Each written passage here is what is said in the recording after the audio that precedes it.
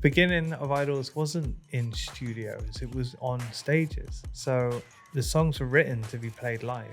If you couldn't perform the song, is it really a good song for us? Oh yeah, if it was up to me, I'd probably want to make 80s hair metal solos all the time, but that's boring, isn't it? You don't want to do that all the time. Do you not? No. Okay. Oh yes. Fine.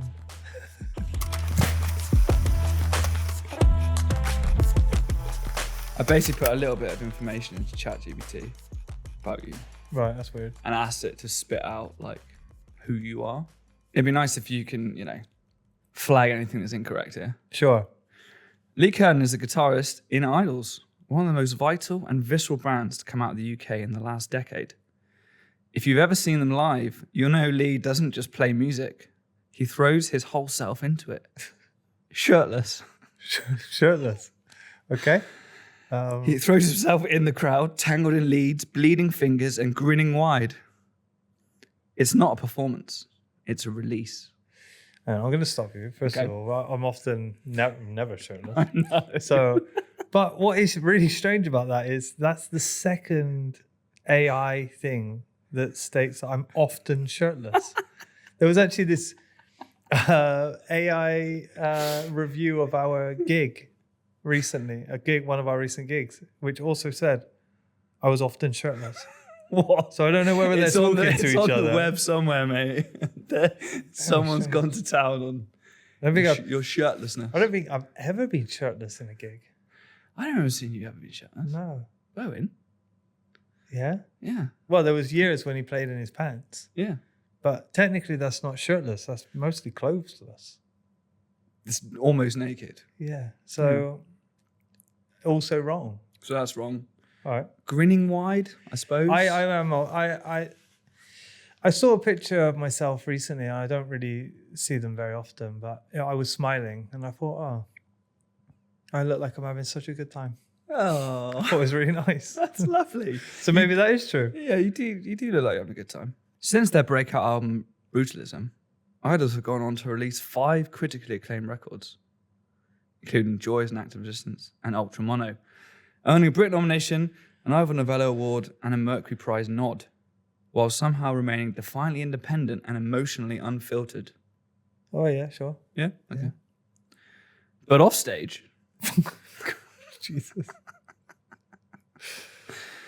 Lee's creativity doesn't slow down.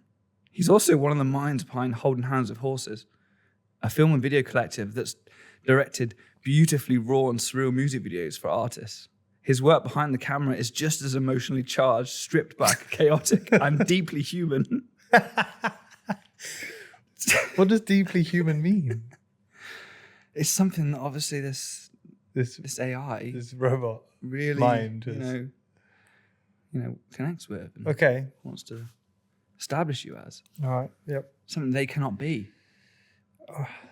Carry on. Lee's honest and throws himself clearly into creative endeavors without always knowing if they'll land. I feel like that's what you're supposed to do. Yeah, that's That's pretty much the job of doing anything creative. How does a kid from Exeter Wrong. with no... Incorrect. that's another flag. How does a kid from Exeter with no real plan end up screaming on stages across the world and quietly directing some of the most striking music videos you've ever seen? So they seem to have blended me and Joe into one person there. He's also not from Exeter, but he did live in Exeter for a bit, so they've probably picked that information out. And he is the one who screams on stage. Yeah. So I feel like they've muddled something up there. Confused. I'm from Bristol. Yeah.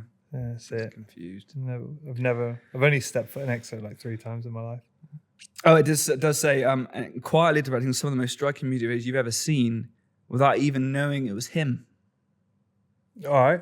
So A little bit of mystery. a little bit of mystery in that. Yeah. I mean, I guess that's it. in a way, That's your bio. it's fine. It's Yeah. fine. Hmm. Ended with a bit of mystery, which is nice. So it leaves the chapter open. Great. There's more to know about me. I think that's what that says. Great. There's more to find out. That's a great place to start. Yeah, why not? Yeah. We'll cut to the chase. Do you define yourself as a creative? No, not really. No. No. How, if you had to define yourself, what would you say? I would never know how to answer that.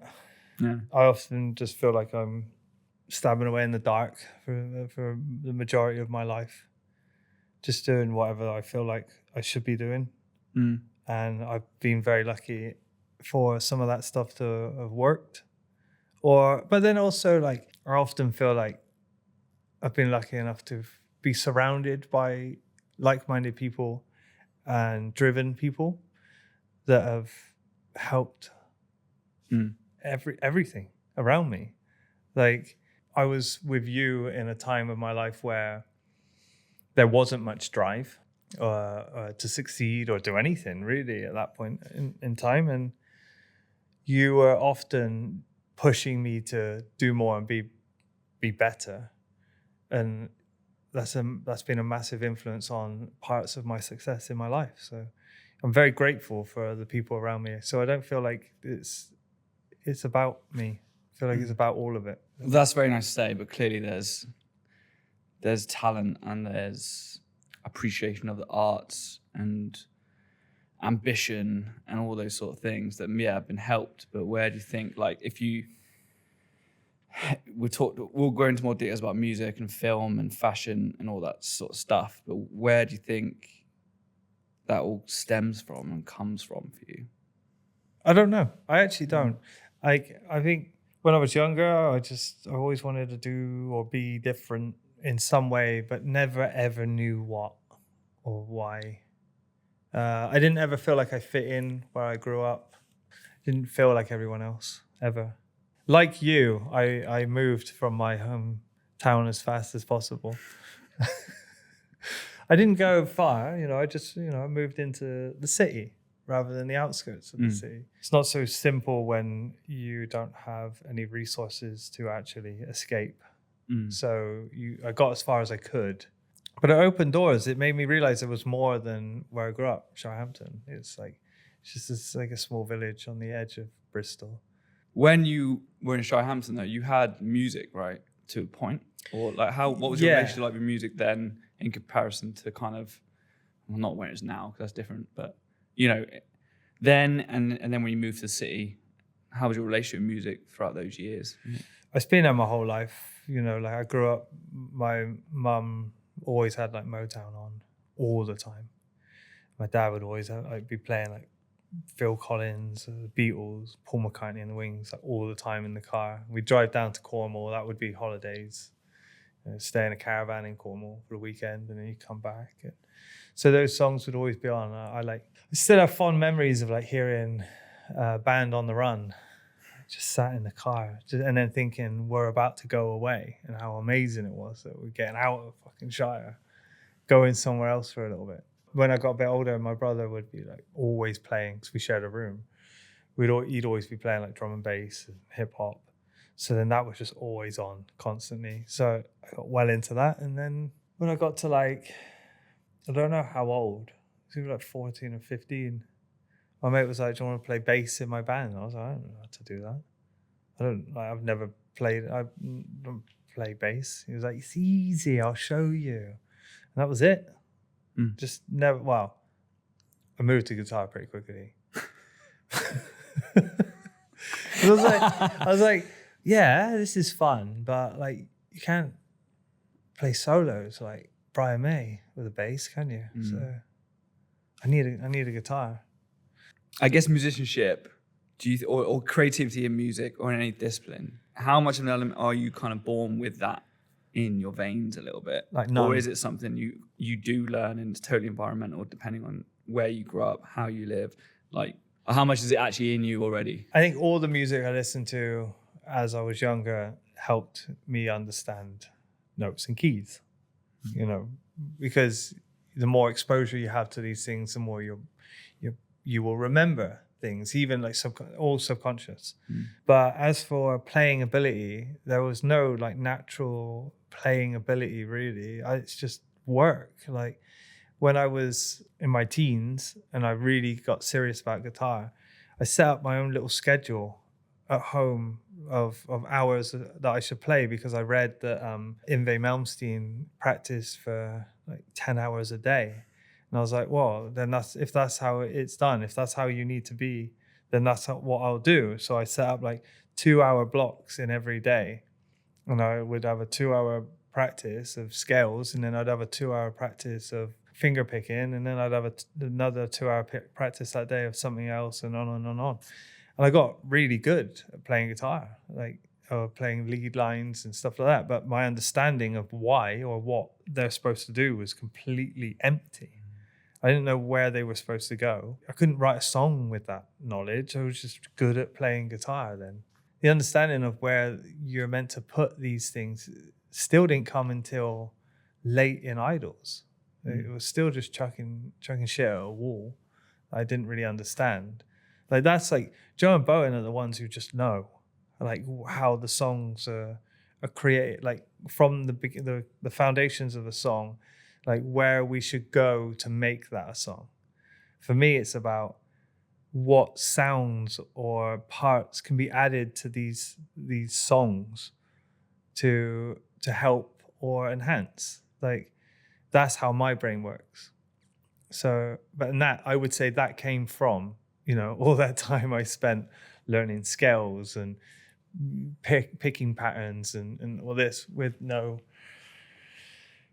teacher telling me how to put them somewhere or what to do with them or like how that could build a song. It's like you're building like an inventory, a toolkit of tools, and waiting for someone to waiting for you. Have you got that spanner? Yeah, and I'm like, got you. Have I? Yeah. Have I? Have I? Yeah. I've been holding on to this one. 3 3.25/8. Yep, got that one. I don't even know if that's a real number. Yeah, and I still do that now. Really, I'll sit with my pedalboard for hours on my own and make sounds and bank them, and then like I'll present them to the boys, and at that point it's nothing. But then there'll be like this moment when they're like, "Oh, do you remember that sound you made? That can go here." Okay. Or so they also almost bank it as well. Yeah. Or like it will just be in there. It might be in their mind, or like, or they might not, or it might spark an idea in them, possibly. Yeah, or maybe, or I'll sit, wait, listen, and then when the time comes, I'm like, this is where that comes in.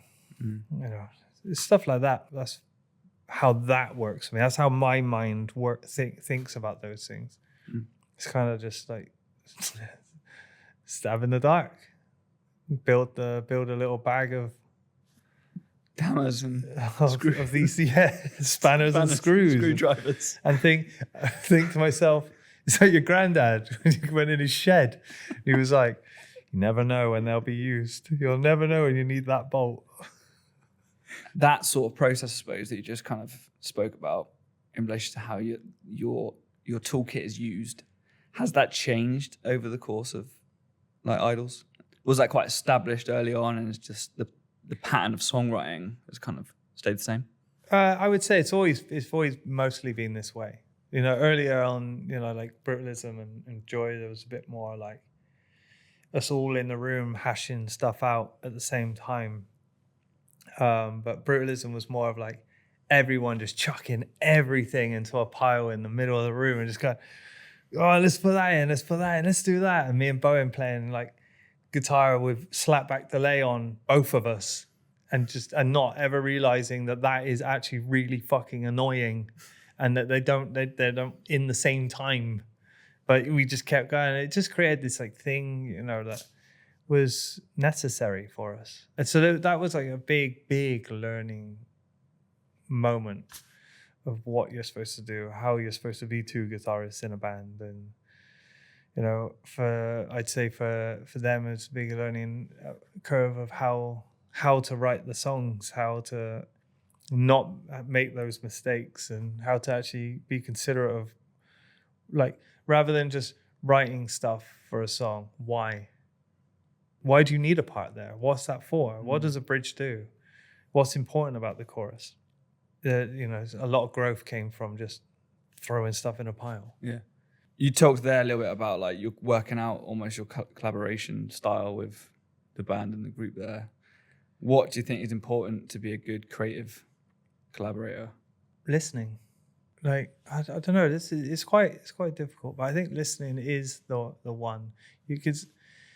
What is the project? Again, it goes back to what's the purpose of this project? Who's bringing the project forward? If you are the one bringing the project forward, have a clear insight and message as to what it's supposed to be. Like when you and I are working in videos, if Charlotte and I have come forward with an idea, we want to present the idea as clearly as possible. So then you as a DOP can actually absorb that idea and go, I completely understand what the concept is, and this is exactly what I can do to help make this happen. So we can all work together as a team. Because for us, it's always been about us as a team. And if you can't articulate the idea or, create a treatment that is completely understandable for everyone, then it's going to be very difficult to actually realize that end product. And then obviously if the idea is coming to me, I need to understand what that idea is. And if I don't, then I need to listen. I need to understand. I need to pay attention to what it is and how I can actually help, or if I can help, because sometimes you can't. That makes sense. You can try, Yeah, but sometimes it's not an idea for you to jump on or make sense of, or help. It might be that your help might be something completely different in that instance. It's not normally what you do. Maybe it's just you being there and your experience of how to do these things and helping others. Being hands-on, being an extra hand in that project is also valuable. I mean, there's many ways to get the job done. Like, it's just really shed. Yeah, I just go back in that shed, get another spanner. That spanner didn't work, but I do have a hammer. So I don't know. I'm always just really open to. I don't really have a style. Like I'm always up for trying everything and seeing how it goes, and that's for everything really. Music, a pedalboard, the films. Like, if it was up to me, I'd probably want to make 80s hair metal solos all the time. But that's just boring, isn't it? You don't want to do that all the time. Do you not? No. Okay. But yes. Fine. I've watched you since, tiny venues in like the middle of nowhere in London. Yep. Like 2 people in the audience. That's correct. The evolution of the band is obviously incredible, but the notoriety and performance level is huge. How has your evolution in performance and the perfectionism in performance and touring contributed to the creative kind of process, do you think? Yeah, I mean, at the beginning, we always wanted to be a live band. So if you couldn't perform the song, is it really a good song for us? Have we written a song that can be performed? Have we just written a song that we think sounds good? That would have been a question at the beginning. The beginning of IDLES wasn't in studios, it was on stages. So the songs were written to be played live. So then it was understanding how to translate songs that you play live onto a record, which then also sounds weird because there's an energy live. So how do you transfer the two things, which was a whole nother learning curve. But then also when you get to a point where you're writing songs for another record, do they work live? Because if they don't work live, they're not really good for us to tour. Like if you don't feel like you can play them and put your all into them, it's really weird. Like we still have songs now where when we play them live, we're just like, it just doesn't work. That's a funny thing about us as like our band, because it is a live band. We're supposed to be a live band. We love being a live band. Or I love the way we are as a live band. I remember those shows in the tiny venues, standing still, being all scared, can't move on a little stage, just standing still. And then just, like time takes over and you just get really free with it and feel more comfortable with what you are, who you are, not being embarrassed because there's nothing to be embarrassed about. Just move the way you want and enjoy it. Like playing live for me is just therapy. I love every second of being on that stage. And I don't care about what I look like or what anyone might think of me in that moment. I just play. And then I get off stage and I feel great. That's your peak in there, man. When you're saying, having moments like that, innit? That's what it's about. It is the best. Like, it's like, and I notice it mostly when I'm not on tour. Like when there's extended periods where you're not, periods of time not on tour, I do feel a bit like lost and empty. I just need to go out there, smash it out, get all of my like anxieties, fears, everything just out on stage. And then I feel more comfortable with myself and my brain, a bit more peaceful. It's not, like some people need time to reflect. I'm not really one of those people. I just need time to fucking smash it out and then come back like, oh, okay, I feel revived. Yeah. How do you feel about that in other creative endeavors that you do? That you're not so obviously experienced and specialist in? I think they're different. They're just things you do. They're like a completely different avenue of performance, creativity. Like there's performance in everything, isn't there? Like say you're directing a video. There's a weird like performance in that as well, where you're talking to all these people that maybe you don't know, and you're on stage. You got to try and make this whole thing work, but it's very different. I don't know. How am I at that? I don't know. I have no idea. No, you're great. I mean, how to become a good director or great director is another sort of question. But you listen really well, and you're patient. And so, what was unusual for you as a creative director is you're like strangely calm. Something very weird. Like everyone usually is like the stereotype, right? Is the big stress, the chaotic. It's the lives in the stress and the chaos. And so I think on set you're kind of, despite maybe what you feel inside, you kind of exude. Yeah, I'm not gonna run around shouting about shit. Yeah, you're pretty calm. And so are you. I definitely 100% say that about you. But I've been around those creatives, and it's difficult to work in that environment. It's not as enjoyable. Like there's enough stress going on by like what you're creating, the end product you're trying to achieve, the problems and the challenges that arise. Yeah. You don't need someone stressing out or being chaotic somewhere. No. Because like that, we all know that the job's got to get done, but I don't believe the job can be done in stress. I think the best job is done while you're having fun doing it. Like getting the job done, it gets to a point near the end of the shoot, if there's like 5 shots left and you got like half an hour of hustle. We've looked, like, there's been moments where you and I have not said a word, just looked at each other in the eye like, it's time to fucking move, man. But there's no like, come on. It's like, we're like, all right. Yeah. Shall we? But I love that about our relationship. Like, it's just, I value that so much. Where you just don't need to say that much, and it's just the odd look and the odd like, I also know that like I'll say something to you and then you'll give me the look of, you're a fucking asshole. And I'll be like, yeah, that's exactly what I want to try and do. And you're like, that is not possible at all.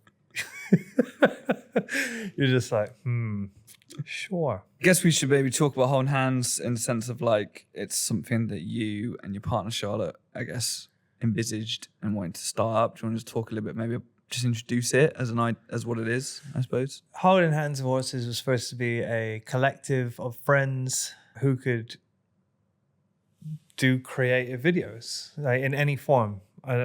We never had an idea of like it was going to be music videos or films or short films or adverts or anything.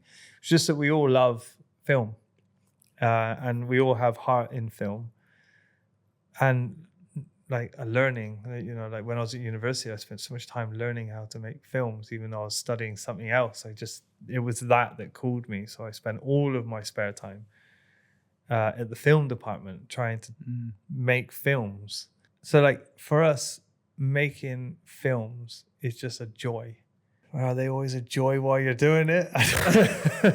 I think they are. But so that's why we came to you, because again, like when you and I knew each other, you only ever talked about making films. Yeah. And I'd always say to you, like, well, why the fuck aren't you making films then? Like, as a fucking idiot who had no idea what they were talking about back then. Like, it's not as simple as that, sure, but it kind of is. Yeah, yeah. Well, you said at the start of this, like how I, and thanks for the appreciation, how I used to kind of guide and help and push you a little bit back there. That's what you were doing for me back then. But I wasn't like that willing to listen. Well, nor was I? Or just neither of us were. We were saying about things to each other, but we just didn't want to hear it. Well, then ultimately we were hearing each other. We were just saying it back to each other, just without understanding it. Yeah. But yeah, you wanted to do this. This is what you're doing now is exactly what it was you wanted to do. So the first thought straight away was like, well, we got to work together. Yeah. Because there's always been a calm between us and an understanding. And a trust. Yeah, always. There's always been a trust. Yeah. There's never been, can they do that? Yeah, I've never questioned ability in any of it. Or even if it's like, I don't know if you can do that, but I'm pretty certain you can figure it out. Yeah. So I'm good with it. Yeah. You learn on the job as much as possible throughout your whole life. There comes a time when you actually then have to apply it. So let's do it. Yeah. And Charlotte's the same. Charlotte, like, she loves film. Her life is consumed by film. She works, she designs Filmmaker magazine. She does titles. She's a graphic designer, so she does titles for films all the time, posters and everything. So we just wanted to then do it ourselves. And we just want to just keep growing that. We want to be able to make, but we want like other people to make, within Holding Hands to Horses, to make films. And, we just create this production company that can be versatile and creative in any film field. When the creative doesn't work, or like the creative blocks, for lack of another term, creative blocks, like, do you identify with that much? Do you have much experience in when things just not fucking working out, and how do you kind of deal with that, overcome that? Yeah, no, it happens. It happens a lot. Like, there was this thing, like, I randomly got asked to do a piece of art during lockdown for someone. I was like, the last time I painted was when I was a kid. The last time I did anything, like drew, like when I was a lot younger, I was pretty good at drawing, but I'm terrible now. It's like my hand just doesn't know what it's supposed to do. But they asked me to be involved in this collaboration with other artists around the world. I thought, all right, I wanted to try doing a collage, so I'll try and do a collage of some sort. And I swear to fuck, it was the shittest thing I had ever made. I had no idea what I was doing. I had no inspiration. I had zero creativity in it. And then Charlotte turned to me and she was like, well, why are you doing that? And I was like, I don't know. Like, I got asked to. And I thought, yeah, it'll be fun. She was like, are you having fun? I'm like, no. Spent half my time sitting underneath the table feeling like a failure. And she was like, well, why are you trying to do so many things? But then, like, still to this day, like, I've only ever made collages for anyone that's asked for one. I don't make them for myself or anything. So I've now done like 4 of them, like for charity and stuff like that. And each time, every fucking time, I end up under the table feeling like a failure because I have no idea what I'm doing. But it is this moment when it works and I love it. But it's always darkness. So what would be advice there? Like, simplify things, or listen more to what's innate and intuitive? Give up, though, it's like, you can't give up is the point. You might have nothing today, but you might have something tomorrow. There's also, like, you need peace and freedom in your mind to actually. well, I need peace and freedom, not everyone. I mean, I'm sure people will relate to this, but like your daily life might be getting in the way of being creative. You know, I resonate with that. it's easily done. Yeah. I have to come up with creative concepts every day, and typically like it feels like I have to do it at a desk. Like, oh, I've got like some creative pictures I've got to do in a couple of days. I've got to come up with some ideas. So I'm just sat there trying to come up with ideas for this, for like maybe 2 or 3 different projects. They're all like completely different. So I've got to just sit there and tap into something that's not only like creative and something I want to do, but also that I feel was fitting, that hits the brief, that, you know, that delivers where they want to go. So you've got to get all this information in and then just come up with some ideas. It's really hard.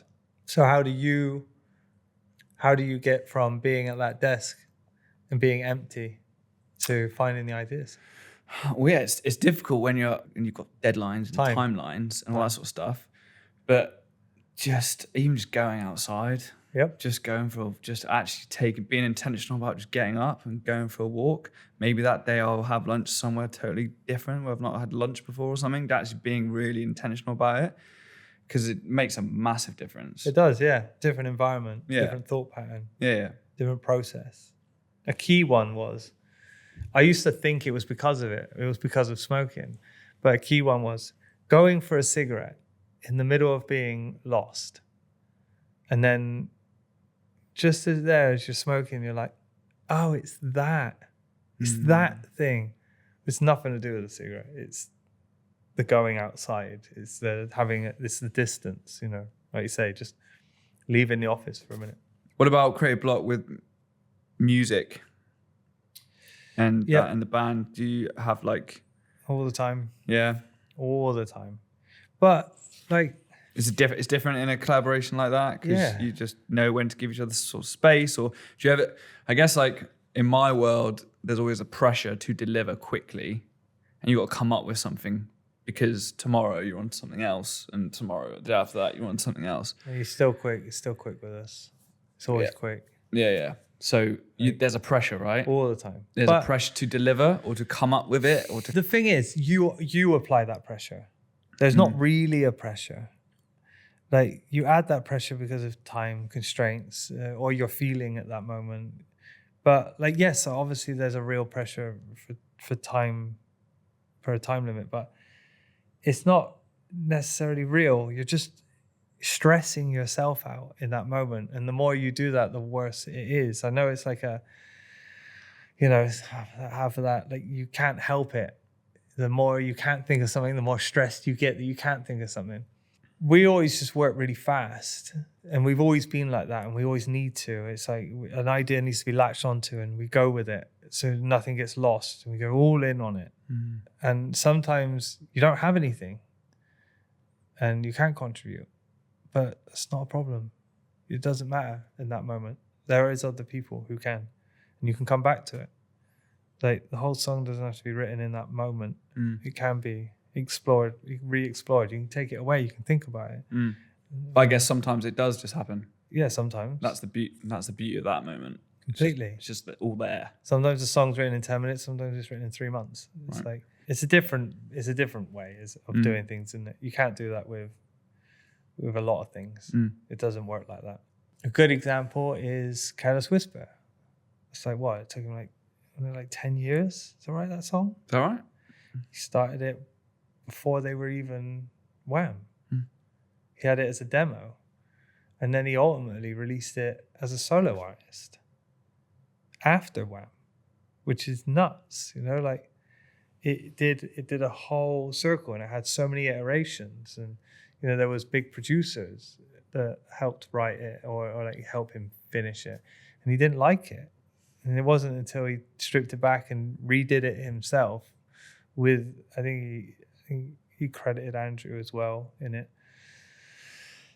from the early days, and it became what it is. You know, that is a long period of time for a song to go around and around and around, and then to, you know, hold on to the love of that is what's important. He knew that there was something about it that he just couldn't let go. Yeah. And that's fucking sick. Yeah, it is tricky though when you've just got this idea in your head and you think like, yep, this could be it, and then you end up not liking it, and then you're like, oh, this is not right. But all you've been thinking about is this idea, this concept, this direction, and you just can't you can never have that moment where you clean slate it, No. There's always shadow of this idea that's always up, cloaking it a little bit. There's also always the other bit, the hardest bit of creativity. I think for us in Holding Hands with Horses is, did we achieve it? That one kills me. The phrase of the creative enjoying the process so much more than the final result, right? It's such a common way of thinking. Yeah. So you enjoy the ideation of it. You enjoy bringing that to set maybe, or to recording studio, or whatever it might be, this art studio. You're in it with friends, colleagues, you're working out. It's challenging. Then you've done it, and then you don't like it. Yeah. And you never watch it again, or you never listen to it again, or you hide it away in a loft somewhere, or whatever you're doing. This seems to be such a common place for creatives. It's annoying, but it's more that you just sit in it for so long that you can't live in it anymore. With everything, because I always edit the films as well, so I watch every single little detail. I can pinpoint everything I hate about all of them. I still know, and I still don't watch them because of these moments. And I'll do everything I can to get them gone, change them, fix them. But ultimately, every single thing that ever gets made has a mistake in it, and from everyone. No one else knows, but I do, and it fucking destroys me. There's scenes that we shot that I hate, a framing we chose. I just don't like it. And then, but often you can reframe and save something in post, but there's only ever so much you can do there. And that's why you should never play for post. You should always play for the scene, get it right, or board it in the beginning to say, we've gone from a super wide to a close up, or a mid shot to a mid shot. But why have we gone to a third mid shot? It's now fucking boring. And then in post, while I'm in the edit, I'm like, why the fuck did we do that? How the hell did we not notice this pattern? But now I've seen it, I'm then trying to re-edit the film to get around that. And as much as I also love the problem solving side of that, there's some things that haven't been able to be fixed. And again, no one else is going to notice them, but I do, and I know, and I hate it. And that is I think that's one of the worst bits about the creative battle is being ready to let go of it and saying it's finished. And looking at it and going, it's actually really fucking good. So why am I still fixating on this one tiny detail? Because again, no one's gonna care about that detail. You have to just let it go. Either young creators or musicians trying to get a career in music has always been fucking difficult. Do you have a sense at the moment about how you would? Well, I do have an idea. I don't know how it can work, as in I don't know how you're supposed to be successful in anything, or what success is measured at for each person. But the only thing I would ever suggest to anyone who wants to do music as a life is just do the thing that you want to do, and do the thing that you enjoy and love and feel passionate about. Write the songs and the style of things that you feel passionate about, and not hunting for what you think is going to be popular or what you think is on trend or anything, because ultimately everything moves so fast now that the only thing that matters is that you're happy doing the thing that you're doing, because it'll be transparent then. People will see that you love doing what you do and maybe actually enjoy it more and relate and believe you. And that's the thing that will make people love you, or love your music. Like, otherwise it's, I don't know, like you're just hunting for something that doesn't make sense then. Trying to do something that you don't enjoy or for the sake of success. But again, what is that? Like, what is the point in when you then feel successful? Because that's a difficult thing to strive for, I think.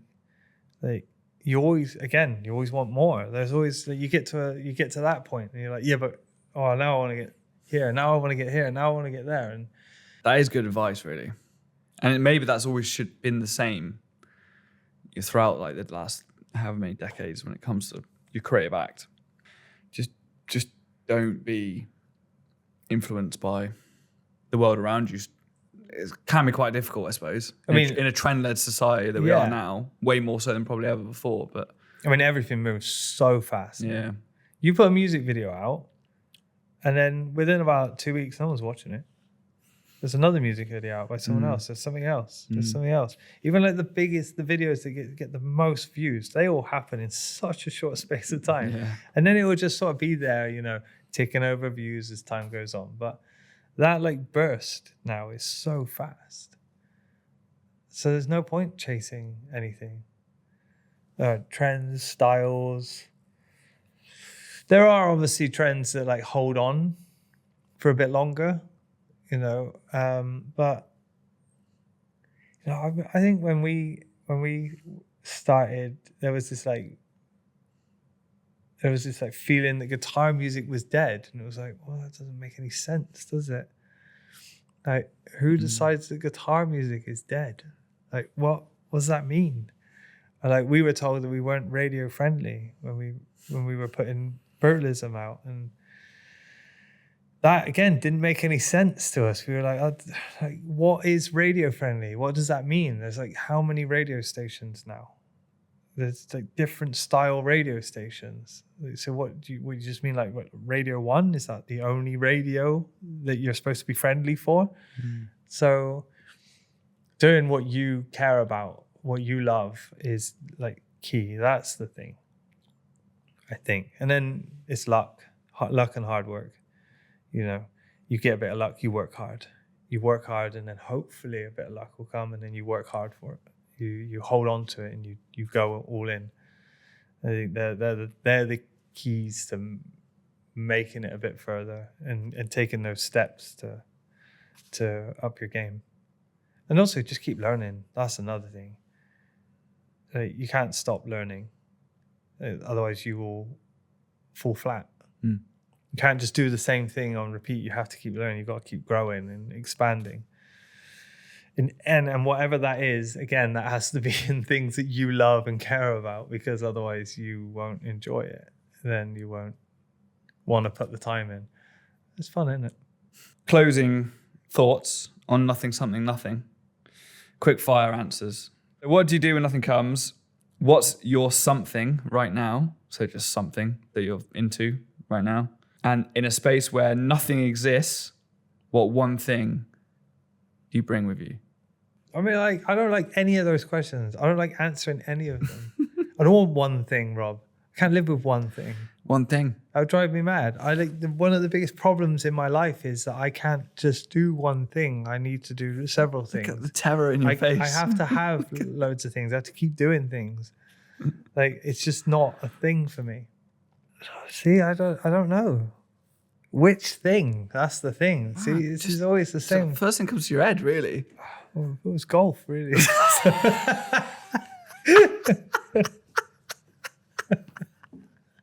All right, fine, you can have golf. No.